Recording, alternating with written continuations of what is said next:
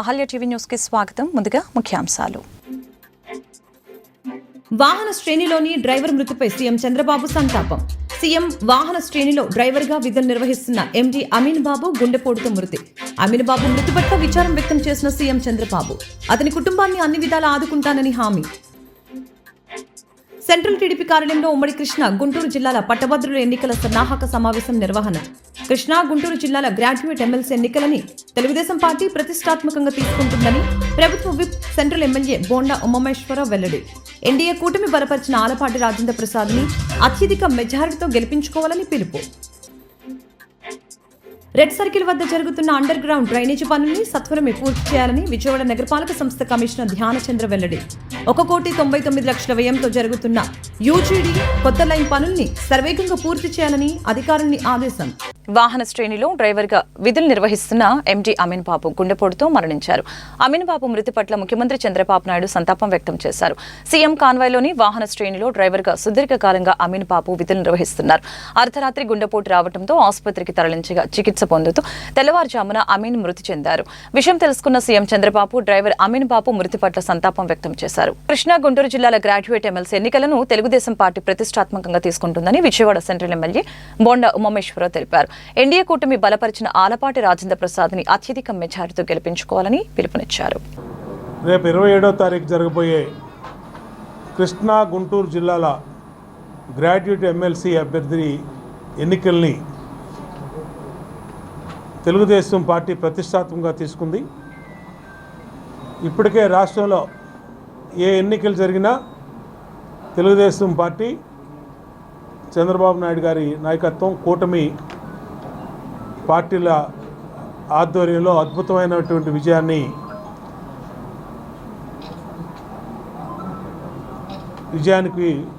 వచ్చాం.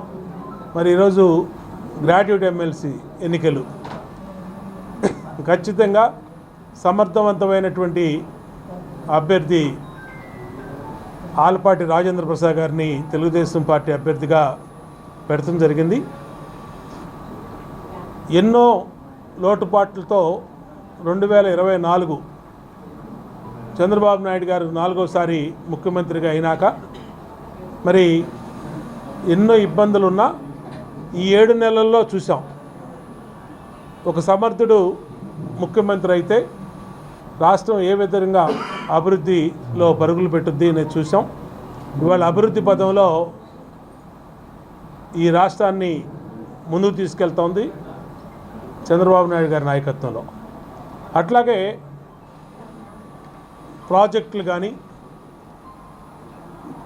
ఎన్నికల ముందు జీతాలు కూడా ఇవ్వలేని పరిస్థితిలో ఉన్నటువంటి అప్పుల ఊబిలో ఉన్నటువంటి రాష్ట్రాన్ని అప్పుల ఊబిలోంచి బయటేయటమే కాకుండా బయటపడే మార్గంలో ముందుకెళ్ళటమే కాకుండా అభివృద్ధి పనులను కూడా అంటే గుంతలమయమైపోయినటువంటి రోడ్లని అలాగే ఆగిపోయినటువంటి అమరావతిని అనేక రకాలుగా అన్ని రంగాల్లో అభివృద్ధికి ముందుకెళ్తున్నాం కేంద్ర సహాయంతో.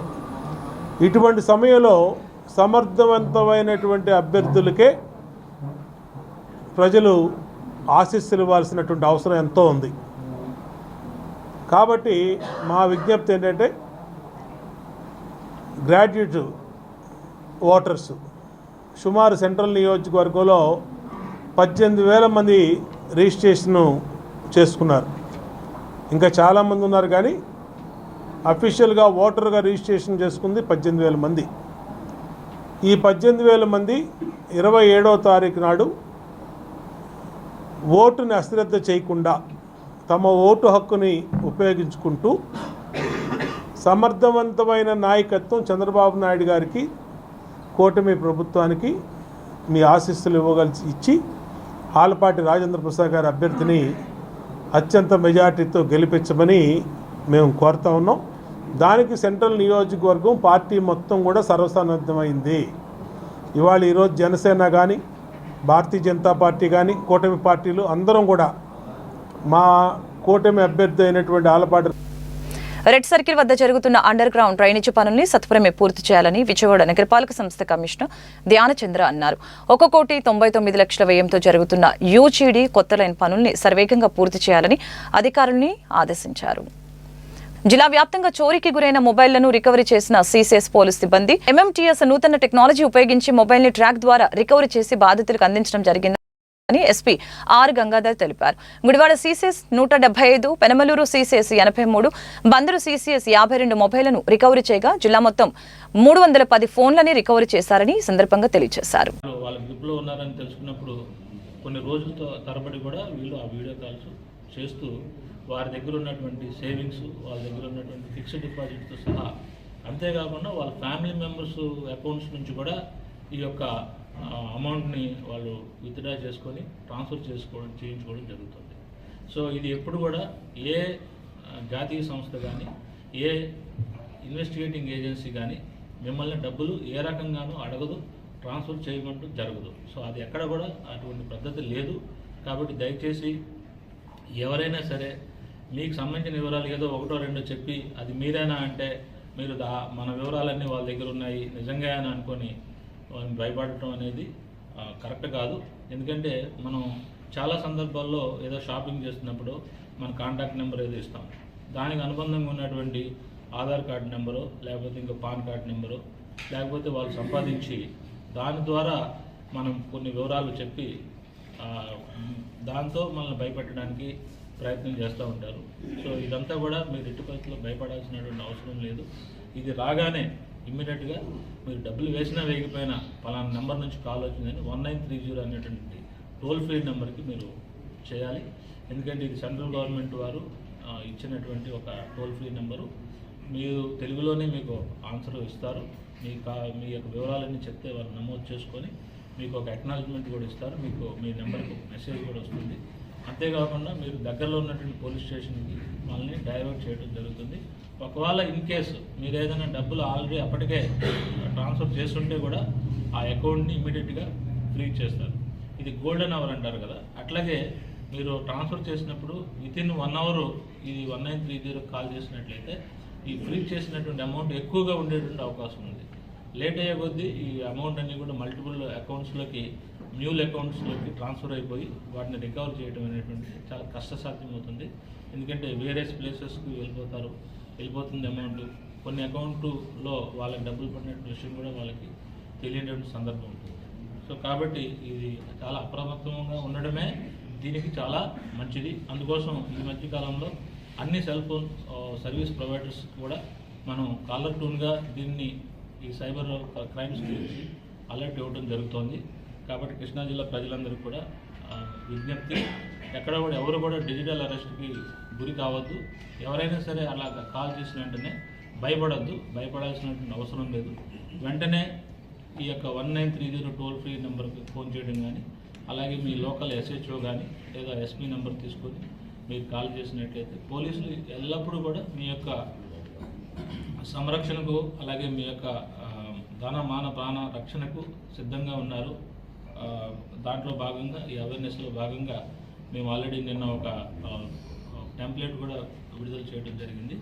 అలాగే షార్ట్ వీడియోస్ కూడా రకరకాల వీడియోస్, రకరకాల పద్ధతుల్లో ఈ యొక్క డబ్బుల్ని కాజేసేటువంటి విధానంలో ఒక్కొక్క పద్ధతికి ఒక్కొక్క షార్ట్ వీడియోస్ కూడా మేము తయారు చేసి ప్రజల్లో అవగాహన కలిగించే భాగంగా మేము అందరూ కూడా సర్క్యులేట్ చేస్తూ ఉన్నాము.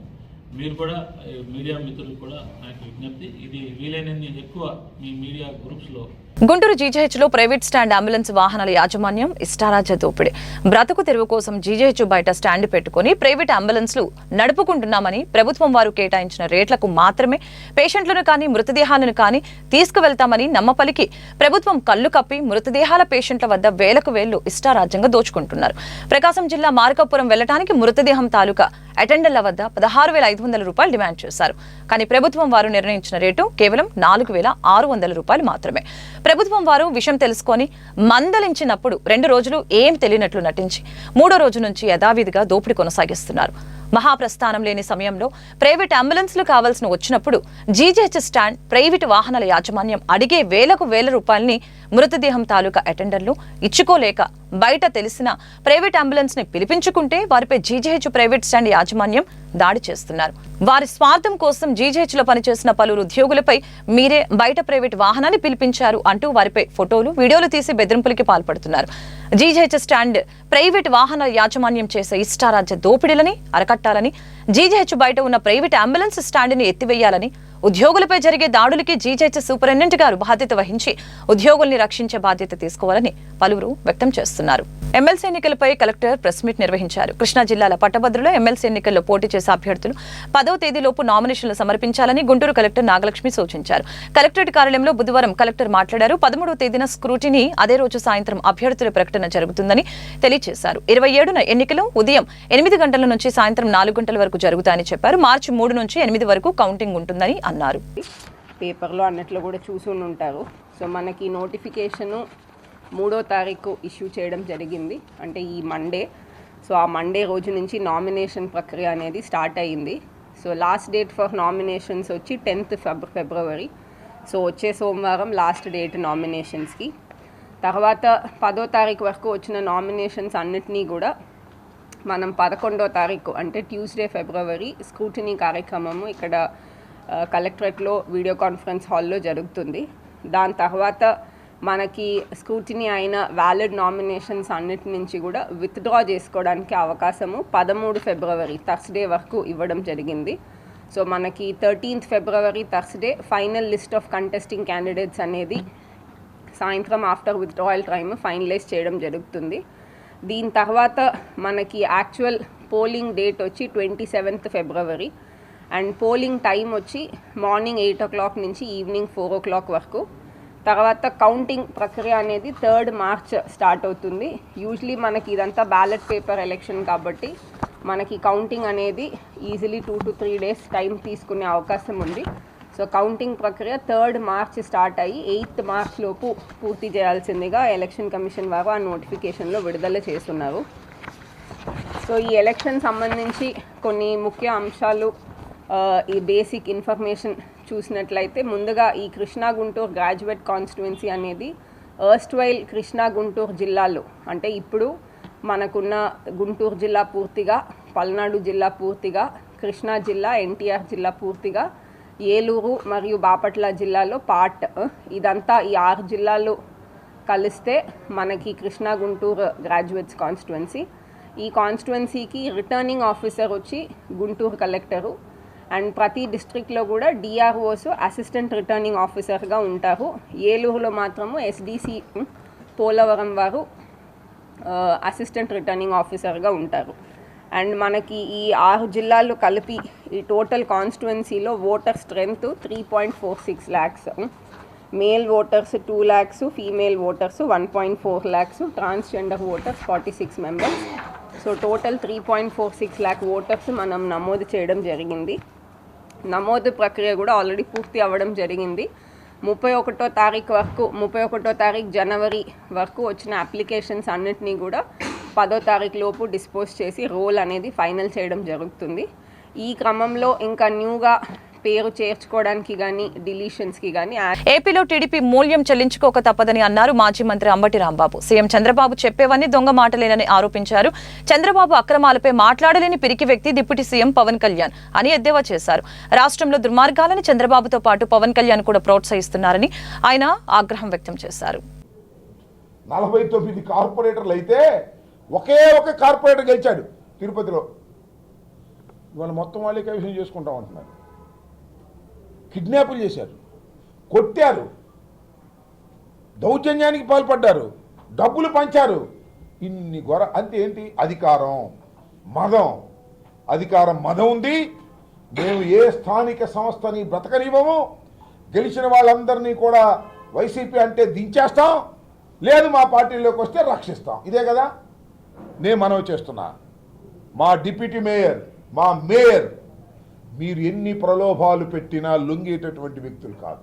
మీకున్న మార్గం ఏంటి? ఇంకా అవిశ్వాస తీర్మానం పెట్టండి, చూస్తాం. మనం చేస్తాం, ప్రజలు గమనిస్తారు. మనం చేస్తున్నా ప్రలోభాలు పెట్టి ఏదో ఒక విధంగా దించాలని మీరు చేసేటటువంటి ప్రయత్నాలను ఎదుర్కోవడానికి వైఎస్ఆర్ కాంగ్రెస్ పార్టీ సిద్ధంగా ఉందని కూడా మనం చేస్తున్నాం.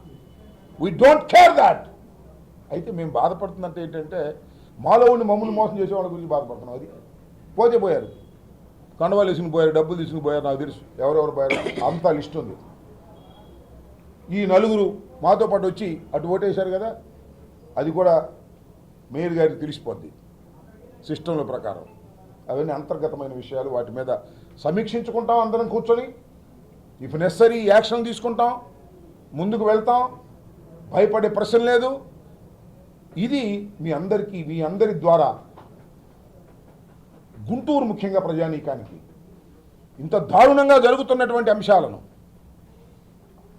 పశువులు కొన్నట్టుగా కొంటున్నటువంటి అంశాలను ప్రజల హృదయాల్లోకి చేరాలని, ఇలా మోసాలు జరుగుతున్నాయనే విషయాన్ని చెప్పాలని చంద్రబాబు నాయుడు గారు శ్రీరంగ నీతులు చెబుతున్నాడు. ఎవడన్నా పార్టీ మారితే మాత్రం రాజీనామా చేసి రావాల్సిందే అంటాడు తాడేపల్లిలో. ఇక్కడేమో వీళ్ళు కొనేస్తారు, రాజీనామా లేదు, ఏమీ లేదు. చూశారుగా చంద్రబాబు నాయుడు పరిస్థితి ఎట్లా ఉంటుందో. బెల్ట్ షాప్ ఉంటే బయట తెస్తా అంట, బెల్ట్ షాపు లేనిది ఎక్కడ. అన్ని దొంగ మాటలు, దొంగ వ్యవహారాలు, చీటింగ్ వ్యవహారాలు చేస్తున్నటువంటి ప్రభుత్వం ఇది, కూటమి ప్రభుత్వం ఇది. ఇన్ని అన్యాయాలు జరుగుతుంటే నాకు అర్థం కాల. తిరుపతిలో ఎవరండి? జనసేన కదా గెలిచింది. తిరుపతిలో ఇన్ని దౌర్జన్యాలు జరుగుతున్నాయి కదా. 49లో 48 సీట్లు గెలుచుకున్నటువంటి వైఎస్ఆర్ కాంగ్రెస్ పార్టీనేమో పక్కకు పోయింది. ఒక్క సీటు గెలుచుకున్న వాళ్ళేమో డిప్యూటీ మేయర్ ఎన్నికలో గెలిచారు. ఇది ప్రజాస్వామ్యమా? ఏమండి, ఆ తిరుపతిలో గెలిచినటువంటి జనసేన అడుగుతా ఉన్నా, ఆ జనసేన పార్టీ అధ్యక్షుడు డిప్యూటీ సీఎం గారిని అడుగుతా ఉన్నా, అయ్యా పవన్ కళ్యాణ్ గారు, ఇంత ఘోరం జరుగుతుంటే మాట్లాడవే, సైలెంట్ మోడ్లో ఉన్నామే, మాట్లాడట్లా. ఇంత అన్యాయం, ఇంత ఘోరం జరుగుతూ ఉంటే is in silent mode. Pawan Kalyan garu నోరు విప్పరు. నోరు విప్పితే తప్పని చెప్పాలి, తప్పని చెప్పే ధైర్యం లేదు. చంద్రబాబు నాయుడు గారు చేస్తున్నటువంటి ఈ అకృత్యాలను ధైర్యంగా ఎదుర్కొని ఇది తప్పు అని ఖండించే శక్తిహీనుడు పవన్ కళ్యాణ్ గారు. తిరుపతిలో మీ శాసనసభ్యుడు గెలుచుకున్నటువంటి నియోజకవర్గంలో ప్రజాస్వామ్యం ఖూనీ అవుతుంటే నోటికి ప్లాస్టర్స్ కూర్చున్నావు ఏంటయ్యా? నాకు అర్థం కాలేదు. వారిని దుంపదేగా నేను 10 సంవత్సరాల నుంచి చూస్తున్నా, ఎంత ఊగిపోయేవాడు. ప్రజాస్వామ్యం అన్యాయం అయిపోతుంది, అక్రమం అయిపోతుంది, జగన్మోహన్ రెడ్డి గారు అన్యాయం చేస్తున్నాడు, ఇన్ని చెప్పావు కదా. మరి ఇవాళ ఏమైంది? ఇవాళ నీ నియోజకవర్గంలో అంటే ఐ మీన్ జనసేన నియోజకవర్గంలో ఇంత దారుణం జరుగుతుంటే తిరుపతిలో పవిత్రమైన ప్రదేశంలో ఇన్ని దారుణాలు. మరి ఎమ్మెల్సీని కిడ్నాప్ చేశారండి, దుర్మార్గం. 4 కార్పొరేటర్లను ఎత్తుకుపోయి. గుంటూరు నగరంలో కమర్షియల్ సంస్థల నుంచి అనధికారికంగా చెత్త సేకరణ, చికెన్ స్టాల్స్ నుంచి అనధికారికంగా వ్యర్థాల సేకరణ, డిఎన్ఓ ట్రేడ్ లైసెన్స్లు, రోడ్లు, డ్రైన్ ఆక్రమణలపై నగర కమిషనర్ పులి శ్రీనివాసులు ఐఏఎస్ ప్రెస్ మీట్ వేదికగా హెచ్చరించారు. అనధికార వసూళ్లు ఆపకుంటే కఠిన చర్యలు తప్పవని ఈ సందర్భంగా హెచ్చరించారు. నగరంలో ప్రతి కమర్షియల్ సంస్థ నిర్దేశిత ఫీజులు చెల్లించి డిఎన్ఓ ట్రేడ్ లైసెన్స్ కలిగి ఉండాలి, లేకపోతే సీజ్ చేస్తామని అన్నారు. తీసుకెళ్లి చేపల చెరువులకి లేకపోతే వేరే ఇర్రెగ్యులర్గా ఇస్తున్నారో వాళ్ళందరినీ కూడా 1 వీక్లో స్టాప్ చేయమని చెప్పి కోరుతున్నాం ఈ ప్రెస్ మీటింగ్ సందర్భంగా. ఎందుకంటే చట్ట ప్రకారం తర్వాత గవర్నమెంట్ ఆఫ్ ఇండియా ఇచ్చినటువంటి స్వచ్ఛ సర్వేక్షణలో భాగంగా వాళ్ళు అలా చేయకూడదు, ఇల్లీగల్ యాక్టివిటీస్. కాబట్టి ఇది ఈ నెల 10th తర్వాత ఆ అనాథరైజ్డ్గా ఎవరైనా సరే చికెన్ వేస్ట్ తీసుకెళ్ళి ఈ చేపల చెరువులకి లేకపోతే ఇంకా వేరే అక్రమ మార్గంలో ఉపయోగిస్తున్నారని కానీ మేము నోటీస్ చేస్తే వాళ్ళ మీద కూడా చట్ట ప్రకారంగా కఠిన చర్యలు తీసుకోబోతున్నాం. ఈలోపు ఈ చికెన్ సప్లై చేస్తున్నటువంటి స్టాల్స్ అంతిమంగా ఎవరైతే టెండర్ పార్టిసిపేట్ చేసి టెండర్ తీసుకున్న వ్యక్తి వాళ్ళిద్దరి మధ్య ఒక సయోధ్య కుదిర్చేదానికి నగరపాలక సంస్థ ప్రయత్నాలు చేస్తుంది. అందుకని 10వ తేదీ దాకా టైం ఇచ్చాము. ఎందుకంటే వాళ్ళు చికెన్ వేస్ట్ పెట్టుకోలేరు, ఎవరికొరికి ఇవ్వాలి కాబట్టి 10వ తేదీ దాకా ఇస్తున్నాం. 10వ తేదీలోపు ఇది సెటిల్ అయిపోతుంది. 10వ తేదీ తర్వాత ఎవరైనా సరే అనాథరైజ్డ్గా ఈ చికెన్ వేస్ట్ తీసుకెళ్ళి ఈ చేపల చెరువులకి లేకపోతే రకరకాల మార్గాల్లో దాన్ని యూటిలైజ్ చేసుకుంటుంటే మాత్రం చట్ట ప్రకారంగా యాక్షన్ తీసుకోవడం జరుగుతుంది. ఇది సెకండ్ పాయింట్. తర్వాత డిఎన్ఓ ట్రేడ్ లైసెన్స్ అండి. ప్రతి కమర్షియల్ యూనిట్కి మన జిఎంసీ నుంచి ఒక గజెట్ ఉంది. ఆ గజెట్ ప్రకారం వాళ్ళు చేసే బిజినెస్ని బట్టి కార్పొరేషన్కి every year DNO trade licence fee కట్టాలి. కానీ చాలా ఎస్టాబ్లిష్మెంట్స్ డిఎన్ఓ ట్రేడ్ ఫీలు కట్టట్లేదు. ఈవెన్ రెన్యువల్స్ కూడా చేయించుకోవాలి. సో దాని మీదట నిన్ననే శానిటేషన్ విభాగం మొత్తాన్ని కూడా ఒక రివ్యూ తీసుకొని ఈ నెల అంటే సాటర్డే లోపు న్యూ ఎస్టాబ్లిష్మెంట్స్ అన్నీ ఐడెంటిఫై చేయటం, ఆల్రెడీ ఎగ్జిస్టింగ్ ఎస్టాబ్లిష్మెంట్స్ అందరిని కూడా D&O ట్రేడ్ లైసెన్స్ ఫీ కట్టేటట్లుగా మోటివేట్ చేయమని చెప్పాము. కాబట్టి ఈ సందర్భంగా కమర్షియల్ ఎస్టాబ్లిష్మెంట్స్ అందరికీ నగరపాలక సంస్థ నుంచి అప్పీల్ ఏంటంటే మీరు D&O trade licence must and షుడ్గా తీసుకోవాలి. ఒకవేళ ఎవరైనా సరే అలా లేకుండా ఉంటే అప్లై చేసుకోండి. D&O ట్రేడ్ లైసెన్స్ ఇవ్వటం, ఆ ఫీ కలెక్ట్ చేయడం. కృష్ణా గుంటూరు జిల్లాల పట్టభద్రుల ఎమ్మెల్సీ ఎన్నికల్లో భాగంగా మరొక నామినేషన్ దాఖలైంది. ఎన్టీఆర్ జిల్లాకు చెందిన పప్పూరి అశోక్ స్వతంత్ర అభ్యర్థిగా నామినేషన్ వేశారు. ఈ మేరకు కలెక్టర్ కార్యాలయంలో ఎన్నికల అధికారి నాగలక్ష్మికి నామినేషన్ పత్రాలను అందజేశారు. ఎమ్మెల్సీ ఎన్నికల్లో తన గెలుపుకి పట్టభద్రులు సహకరించాలని ఆయన విజ్ఞప్తి చేశారు. ఓకే, అందరికీ నమస్కారం. నా పేరు అశోక్ పప్పూరి అంటారు. అయితే ఎమ్మెల్సీ గ్రాడ్యుయేట్ కృష్ణా గుంటూరు దానికి నేను నామినేషన్ వేశాను. అయితే రాబోయే ఎమ్మెల్సీ ఎన్నికలకి మీరందరూ సిద్ధంగా ఉన్నారని నేను భావిస్తున్నాను. కాబట్టి మీరు వేయగలిగితే అశోక్ పప్పూరి అనే ఏమని కోరుతా ఉన్నాను. సో అసలు ఇది బాగా మంచి క్వశ్చన్ అడిగారు సార్. ఇప్పుడు ఫిల్మ్ ఇండస్ట్రీ ఇక్కడికి రావాలి అని చాలామంది ప్రయత్నిస్తున్నారు, కానీ రావడం కాదు, స్థాపించాలనేది నా ధ్యేయం. దాంతోడు ఇంకా ఎన్నో ప్రయోజనాలు ఉన్నాయి, అది మీ అందరికీ త్వరలో చెప్పబోతా ఉన్నాను. కాబట్టి ఇంతటితో అంటే నేను ఆల్రెడీ ఎంపీగా పోటీ చేశాను, అది చాలా వరకు తెలియదు.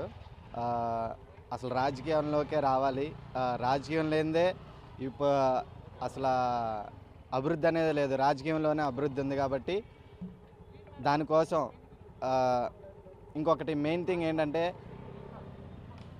ఏపీకి అప్పు తీర్చాలి, అదే నా ధ్యేయం. అండ్ అసలు అప్పు అనేది ఇవ్వకూడదు, మనం అప్పిచ్చే స్థాయిలో ఉండాలి. అదేండి గ్రాడ్యుయేట్లకి ఏం చూపిస్తారు, ఎప్పుడు ఎలక్షన్ జరుగుతుంది, ఎప్పుడు ఓటింగ్, ఎలా చేయాలి? ఓకే, అయితే 27వ తారీఖు గ్రాడ్యుయేట్ ఎన్నికలు జరగబోతా ఉన్నాయి. కాబట్టి ఇది అన్ని ఎలక్షన్స్లా కాదు, ఇది ఒక సరికొత్త, అంటే ఇప్పుడు వచ్చిన వాళ్ళకి మాత్రం ఇది ఒక ప్రత్యేక అనుభూతిగా ఉంటుంది. కాకపోతే మనిషి ఒకరు 10 మందికైనా ఓటేసుకోవచ్చు. ఇన్ కేస్ ఇప్పుడు 1 నుంచి 10 వరకు అంకెలు ఉంటాయి. మీరు ఫస్ట్ ప్రిఫరెన్స్ ఎవరికి ఇవ్వాలనుకున్నారో వాళ్ళకి ఫస్ట్ వేస్తారు, తర్వాత ఆర్డర్ వైజ్ మీకు ఇష్టమైన వాళ్ళకి వేసుకోవచ్చు. వార్తలు ముగించే ముందు ముఖ్యాంశాలు మరొకసారి. వాహన శ్రేణిలోని డ్రైవర్ మృతిపై సీఎం చంద్రబాబు సంతాపం. సీఎం వాహన శ్రేణిలో డ్రైవర్గా విధులు నిర్వహిస్తున్న ఎండీ అమీన్ బాబు గుండెపోటుతో మృతి. అమీన్ బాబు మృతి పట్ల విచారం వ్యక్తం చేసిన సీఎం చంద్రబాబు అతని కుటుంబాన్ని అన్ని విధాలా ఆదుకుంటానని హామీ. సెంట్రల్ టీడీపీ కార్యాలయంలో ఉమ్మడి కృష్ణా గుంటూరు జిల్లాల పట్టభద్రుల ఎన్నికల సన్నాహక సమావేశం నిర్వహణ. కృష్ణా గుంటూరు జిల్లాల గ్రాడ్యుయేట్ ఎమ్మెల్సీ ఎన్నికలని తెలుగుదేశం పార్టీ ప్రతిష్టాత్మకంగా తీసుకుంటుందని ప్రభుత్వ whip central MLA bonda Umameswara Rao వెల్లడి. ఎన్డీఏ కూటమి బలపరిచిన ఆలపాటి రాజేంద్ర ప్రసాద్ని అత్యధిక మెజారిటీతో గెలిపించుకోవాలని పిలుపు. రెడ్ సర్కిల్ వద్ద జరుగుతున్న అండర్ గ్రౌండ్ డ్రైనేజీ పనుల్ని సత్వరమే పూర్తి చేయాలని విజయవాడ నగరపాలక సంస్థ కమిషనర్ ధ్యానచంద్ర వెల్లడి. 1,99,00,000 వ్యయంతో జరుగుతున్న యూజీడీ కొత్త లైన్ పనుల్ని సర్వేగంగా పూర్తి చేయాలని అధికారుల్ని ఆదేశం. ఈ వార్తలు ఇంతటితో సమాప్తం. మరొక బులెటిన్లో మళ్ళీ కలుద్దాం. నమస్కారం.